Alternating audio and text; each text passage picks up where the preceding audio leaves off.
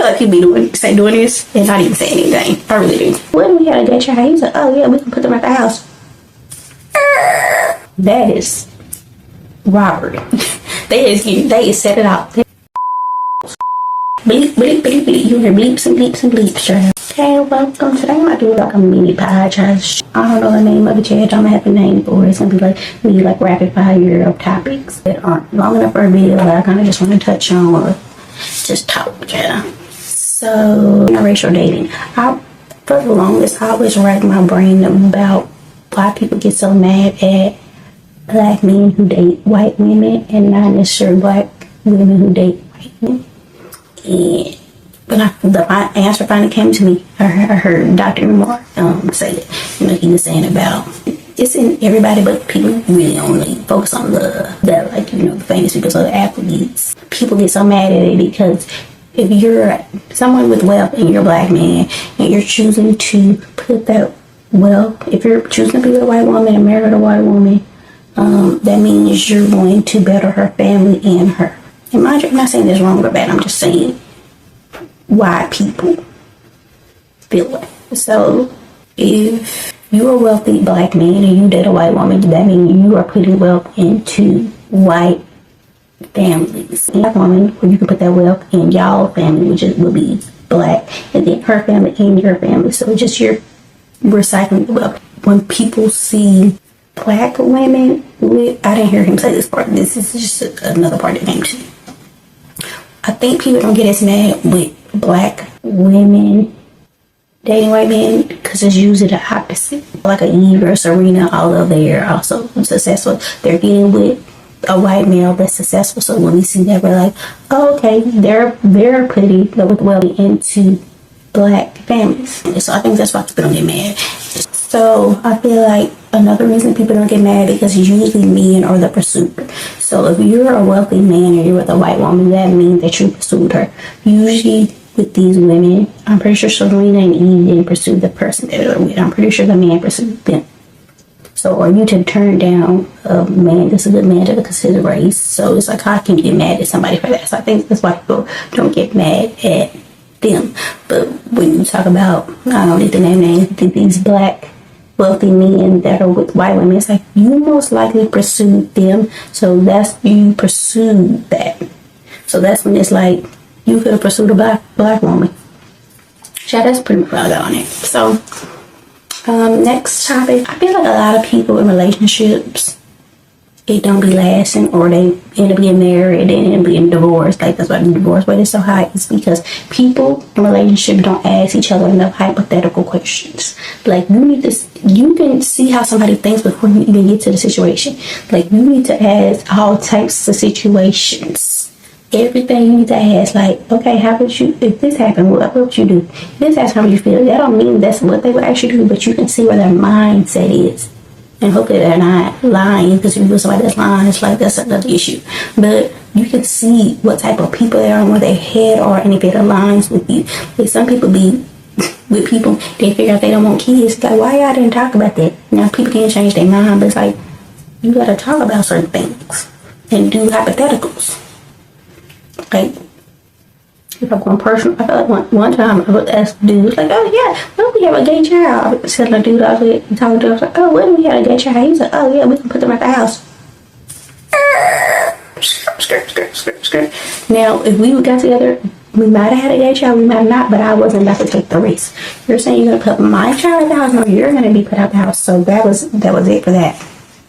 Then I eventually, later on, talking back to him, then it ended up not working again. But obviously I already knew that because of that hypothetical spoke volumes to what was going on. So a lot of people be missing each other. So if you do hypotheticals in a relationship, it's going to take you a lot of time and a lot of things, a lot of circumstances that they could have avoided. Like I said on that topic, basically the point is, as hypotheticals. I love a hypothetical. You can see, people might, like, I think about everything. People might not even think about stuff. Like, if you would propose a hypothetical to somebody that they haven't proposed to themselves, with most people I feel like having, it makes them also think about what they would do and who they are, and you can talk about it before you actually get to the actual situation. Like, shoot, if you with somebody and y'all married, you like, dang, if I ever got Alzheimer's, what would you do? And then if they say something that you don't like, y'all can discuss that. Like, because people don't know what you will feel, how you feel. If you just talk about it, you wouldn't know, you wouldn't have to think about it. But yeah, that's just that on that. That's next. Tipping. Tipping. It's so funny. America has gotten away with so much things that don't make no sense. Like, when you go to other countries, they think it's an insult, for you to tip. And I feel like, especially restaurants, America has painted this thing about how you have to tip, because they don't want to pay the person that's working, but they want to rely on the people that's going to their establishment to pay the workers, and everybody else just falls in line with it because that's what we've been told since we growing up. But no one stops to think that it doesn't make logical sense. I'm not saying if somebody doing a good job, you can't tip them. Obviously, that's cool. But I'm saying the main issue is not tipping. The main issue is them not being paid what they... There's no way you work at a restaurant and you have to depend on the customers to pay your salary. That doesn't make logical sense, especially when the restaurant has it to give. They overpricing the food, and then they're not even paying their workers. So we come to a restaurant, buy overpriced food, and also pay their workers' salary. Now, I'm not saying that somebody don't do it. That's why these workers really be mad. They don't be mad. They wouldn't be that mad if they were getting a livable wage. Like, they wouldn't be mad. And if they were given a living wage, they would probably get better service. Like, it just logically don't make no sense, and it's so funny that America has put this in people's head, and now people are blaming everybody else instead of the person that's the actual issue, which is the company not giving their worker what they should be getting paid. They're basically doing so good. They're getting away with murder, pretty much. They're able to have a worker and have their consumer also pay their worker. That is robbery. They set it out. They are setting it out on everybody, and everybody just following in line with it. So that's what I pretty much have to say about that. It's so strange to me. People want to insult everybody else, and I'm not, like I said, I'm not saying you shouldn't tip. Yeah, you should tip them just because that's how they are eating. But the main issue is that they're not getting paid what they should get paid. That's the main issue. I don't know. People keep focusing on people not tipping. Why is we not focused on these people not giving their workers? These companies are giving their workers their proper wage. That's the main issue to me, not somebody tipping. So that's that. So what's the next thing? I want to talk about. I've been watching like this YSL trial. And I just have a question. It just don't make sense. It's a little just thought that makes sense. I don't necessarily have much to say on it, but if it is the job of the prosecutors to prove that someone is guilty, like they always say, it's not on the defendant to prove their innocence, it's on the prosecutor to prove that they're guilty. So when it comes to jurors and they are undecided, that shouldn't be a mistrial. That should be, and this was with the Karen Reed too, they got a mistrial. Say it's 6-3. Either way, it don't matter which way, guilty or innocent. 6-3, and they can't decide. It's a hung jury. They can't decide. Then that should automatically be not guilty because the prosecutor didn't prove it. If they didn't convince all of those people, then that is a non-guilty verdict. That don't make no logical sense to me. I don't know. Maybe y'all explain it to me in the comments, whatever, but it just don't make logical sense. Because a lot of things, like I said, in America, in the world, don't make logical sense. That people just go with. If it's on the prosecutor to prove that the person is guilty, and everybody in their room don't think the person is guilty, it should not be a mistrial. It should be non-guilty. It shouldn't be any gray area. Y'all didn't prove it because everybody don't agree. So you didn't prove it. But yeah, that's what I got on that. I'm going to talk about, this is the last topic. I might throw a bonus in, but this is the last topic that I wrote down.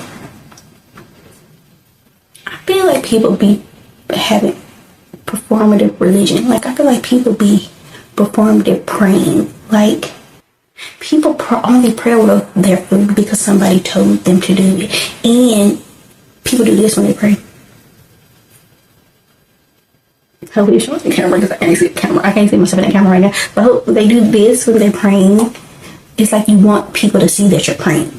It don't feel natural. It don't feel like it's coming from a good place. It feel like you want to, just like when people say God is, oh yeah, I'm just God willing, and this and this. It's like they almost want sympathy or makes it feel like they're a good person because people associate being a good person with, just because you mentioned religion and God, they associate that with being a good person. So even if you want to, that's why people that do horrible things be in positions to where they can do horrible things. So like a preacher, a cop, a judge. If you want to be a horrible person, you get in those positions because people, for some reason, based on your title, they act like that means you're a good person. If I wasn't a good person, that would be the main jobs I try to get so people can think I'm a good person. So what's about performative praying? I feel like sometimes it's just natural, so I'm not saying this about some people. When you're taught something, you just naturally do it. You just naturally say grace because that's what you're taught, and don't even really think about it. Because it's like, why specifically are you praying for food? Yes, you're thankful to have food, that God gave you food. But do you do that everything? Do you do that every time you get a check? Do you do that every time you wake up? Do you do that every time you something good? Like, it's so many things. Do you do that every time you turn on a light because God you're able to pay your bill and He gave you electricity? Like, it just feels so performative to me. And I'm not telling people not to pray, obviously. Like I said, you've been taught it.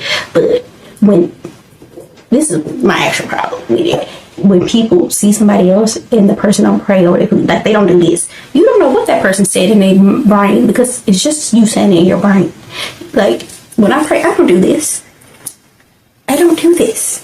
I don't even always close my eyes. Actually, I don't close my eyes. I literally just sit like this, say it, and boom, you wouldn't even know I'm saying it.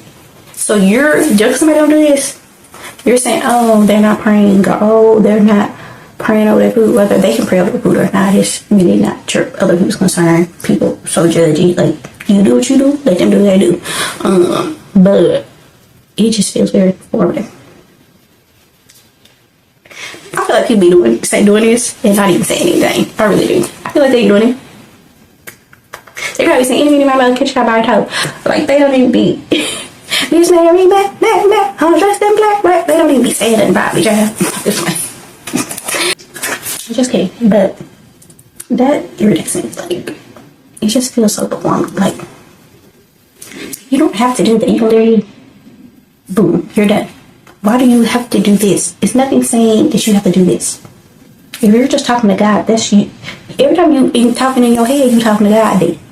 Like, so why do you have to do all the extra stuff? Like I said, it feels performative to me, and feels like people feel like they want people to look at them like they just really doing something. I don't know. It's strange to me.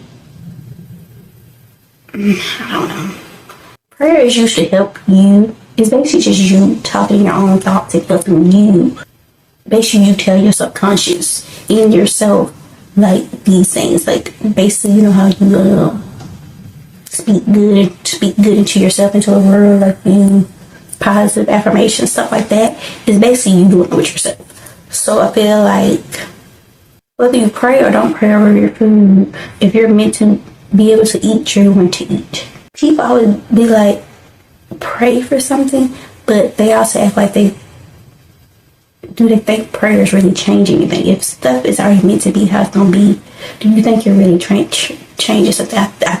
I do understand people praying to give themselves strength, but do they actually think? I don't like when people give advice and they just be like, pray about it. That's just not good advice. I'm sorry, it's just not good advice. Just pray about it. One, you don't think the person already doing it, you don't think the person already talking to themselves and trying to talk to their thoughts and talk to their feelings. You saying just pray about it. It just fit. That's another performance thing. You just feel like it's something you're just supposed to say. Just pray about it. Like, what are you talking about? If prayer without work. So yes, what is the actually help somebody with the actionable things? Just tell somebody to pray about it. That's just not helpful. It's just not helpful. Yeah, it's just not helpful. Yeah, it's just so easy to manipulate people in this world. All you gotta do is say, something about God or religion, and then they just eat it up. Then if you say the opposite, they get so mad and so like, oh my gosh, you know, that person is the devil, that person is this, that person is that. That's how you get manipulated, and all these things be happening, how these people be trusting these preachers and stuff, their kids. That's how this stuff be happening, because you're like, oh, they're a preacher. They don't mean that they're a regular man with flesh and blood running through their body. Like, stop saying, oh, they're a preacher, so they wouldn't. Well, they're a cop, so they wouldn't. How many times y'all have to be shown that that's not true? And y'all just blindly believing it. Very strange. Try this to turn into something else, but yeah. I don't know, just a little topic. One other thing I was thinking to talk about was, there's this twin flame doc. Where is it? I think it's on Netflix. And it's about, like, you know, people in cults, and these two cult leaders, really the main leader, but it's his and his wife. The wife usually be being manipulated too, and under the cult too as well. And obviously cults be using Jesus because they love to be like, oh, my hair is long like Jesus, so I am Jesus reincarnated and follow me. And they use the Bible to help them. And then it don't be making sense that stuff they be doing, because it's also, you say it's not in the Bible, but you're doing it. But you're using the Bible to manipulate, but then saying, oh, do this, although it goes against the Bible. It literally, the logic don't be logic.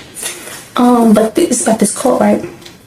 People in the cult, they want love so bad, so they find this community, whatever. It's just people be so lost. I just be feeling so bad for people, like, especially people being cults, or people that blindly believe in one thing, no matter what it is, blindly they really think it's helping them, and it's really the right way, and that's how they supposed to live.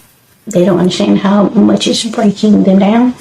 But so I just really feel bad about people in cults, that people just aren't mentally strong enough to have logic and self-love. It's just really gotten this kind of sad, actually. But so basically these people, they want to love so bad, so it was these two people telling them that they were able to have them find their twin flame. And it don't make no sense, because when you read about twin flame, that's not how it works. That's not how it works. To think two people are able to tell you who it is and just say who it is and then switch it. If your twin flame is really one person, you wouldn't be able to switch and say, oh no, now I got a different bitch, it's this person. The person would never change. Who the person is who the person is, no matter what. It's not a, oh, this person your twin flame, y'all didn't get it in. As soon as they say, oh, this your twin flame, as soon as that wasn't working, they had to convince people to change their gender. So everybody could be in a couple. Like, so y'all think everybody that was in a cult, in the group, twin flame universe, everybody that was in the group, all y'all Masons in the group? That's not how twin flame works. It's literally, if you want a twin flame so bad, that's literally not how it works. And all these people probably don't even have a twin flame. Everybody has one, but they probably don't even have their twin flame presently in this world right now. It's just like, child, I just feel so bad for that. But yeah, it's just literally not how it works. No one can tell you this is your twin flame. You just feel it. If you feel any doubt, then that means it's not them. I just feel so bad. People just don't get it. They're just so lost. People are just so easy to manipulate. They just want to belong so bad. Even these preachers, but they just go on the stand and preach things, and people just follow them no matter what they say. They don't even be preaching stuff in the Bible. They just preach whatever they feel, and people just believe, oh, well, if they said, I can't listen to music no more because I don't know the emotion somebody made when they listen to the music, but then they listen to gospel music, but you don't know the emotion the gospel person had when they was making it. But you listen to that, so just the logic don't be making any sense. They just blindly believe it without questioning anything. That's pretty sad. But something like that, I just feel bad. I feel like Tyler Rufus, he be talking about Christians and that, but they probably don't even, when they watch it, don't even realize that that's probably what he's talking about. I don't know, but it's just what it feels like. It feels like that's what he's talking about. But even the stand culture. It's like, y'all are in cults. Y'all are in cults. Y'all are a cult. Y'all are a cult. So I need people to check me, child. Bleep, bleep, bleep, bleep. You hear bleeps and bleeps and bleeps, child. Bleep, bleep, bleep, bleep, bleep, bleep. That's all, folks. Okay, bye.